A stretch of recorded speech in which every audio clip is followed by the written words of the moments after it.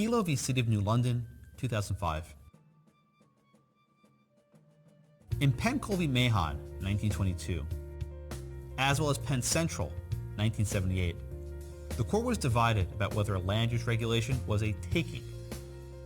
However, no one doubted that the laws pursued a public use, preventing subsidence and preserving landmarks. In our next case, there is no question that the government wanted to take a person's home. Yet, the court sharply divided about whether the taking was for a public use. Justice Stevens recounted the facts of Kelo v. City of New London, 2005. In 1990, a state agency designated the City of New London as a distressed municipality. The city formulated an integrated development plan that focused on 90 acres of the city's Fort Trumbull area.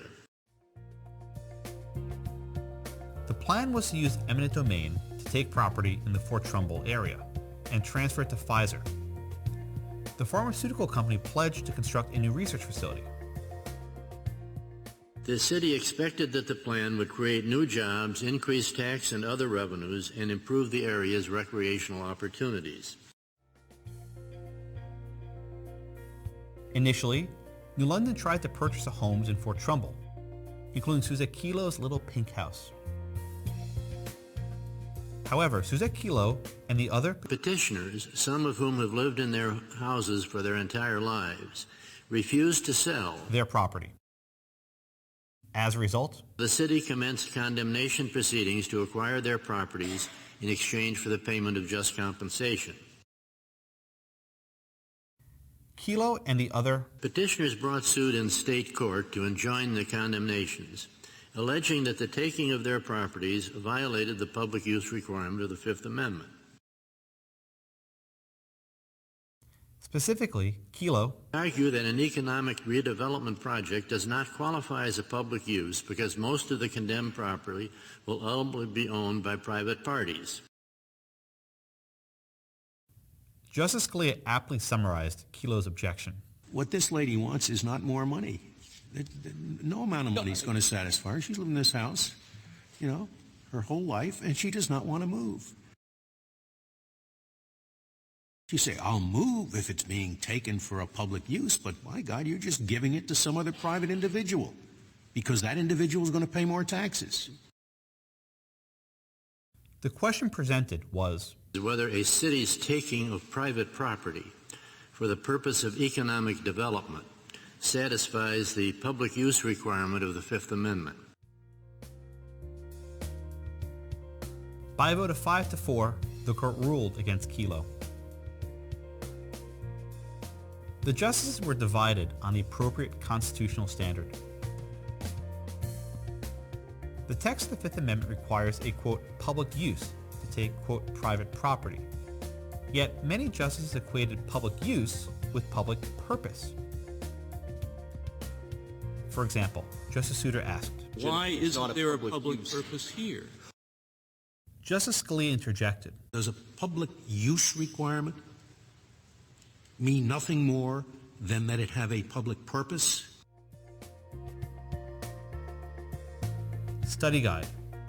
What is the difference between taking private property for a public use and taking it for a public purpose? The lawyer for New London argued that there was a long line of precedent, including a decision by Justice Holmes, that equated public use and public purpose. If public use and public purpose are the same thing, which they are unless you're going to overrule Holmes's decisions from 1905 and 1906. Justice Scalia replied, it won't be the first of Holmes's decision to be overruled.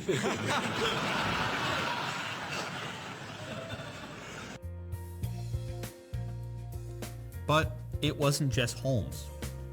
Justice Douglas wrote the majority opinion in Bourbon v. Parker, 1954. In that case, the court deferred to the government's decision to seize private property to promote the, quote, public welfare and for, quote, community redevelopment. Justice Ginsburg replied to Justice Scalia's quip. Well, I think you'd have to take some substantial chunks of language out of Berman as well, because Justice Douglas spoke very expansively in that case. More recently, the court decided Hawaii Housing Authority versus Mitgiff, 1984. Justice O'Connor wrote the majority opinion in Mitgiff. In order to reduce the concentration of land ownership, Hawaii transferred private property in fee simple from landlords to tenants. She found that the state's purpose of eliminating the social and economic evils of a land oligopoly qualified as a valid public use. Kelo, represented by Scott Bullock of the Institute for Justice, did not ask the court to overrule Berman or Mitgiff, though he noted that under the original understanding of the Takings Clause, there was a difference between public and public purpose. Ultimately, the Kelo majority followed the approach of Berman and Mitgiff. Justice Stevens wrote the majority opinion. He recounted, For over a century, our cases have embraced a broad interpretation of public use as public purpose.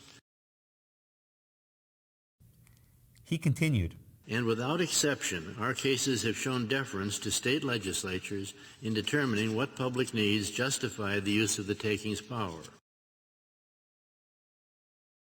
Rather than initiating a major change in our takings jurisprudence, we adhere to settled doctrine.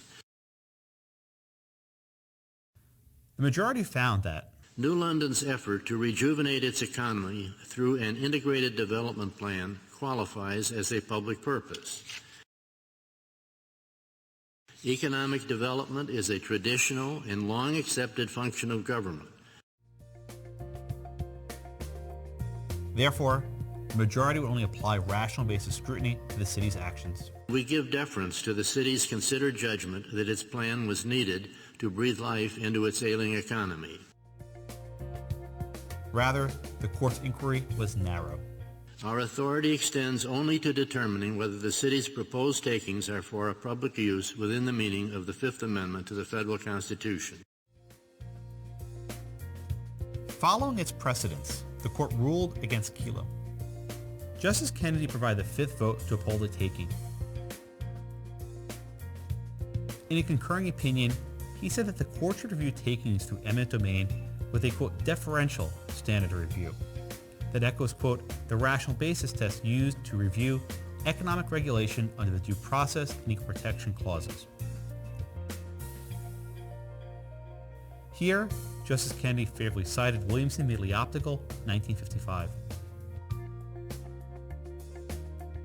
However, he continued, quote, a court applying rational basis review under the Public Use Clause should strike down a taking that, by a clear showing, is intended to favor a particular private party with only incidental or pretextual public benefits, just as a court applying rational basis review under the Equal Protection Clause must strike down a governmental classification that is clearly intended to injure a particular class of private parties with only incidental or pretextual public justifications.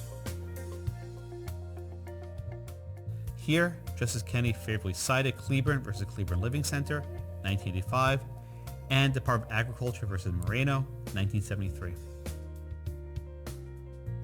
Critically, quote, a presumption of invalidity is not warranted simply because the purpose of the taking is economic development. Though Pfizer would benefit from New London's, quote, comprehensive plan, quote, benefiting Pfizer was not the primary motivation or effect of this development plan.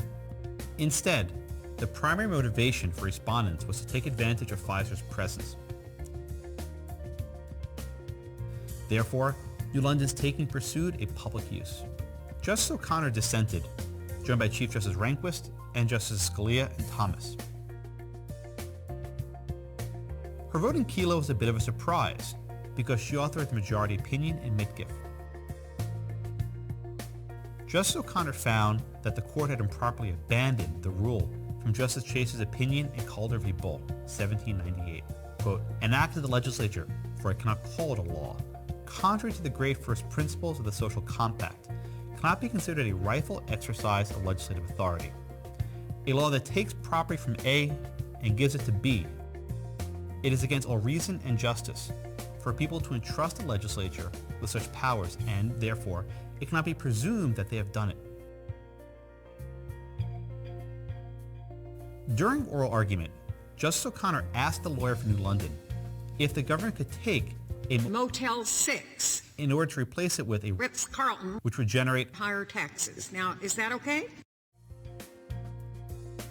in a gutsy move. Wesley W. Horton bit the bullet. Yes, Your Honor, that would be okay. Kelo's lawyer dismissed his argument. Every home, church, or corner store would produce more tax revenue and jobs if it were a Costco, a shopping mall, or a private office building.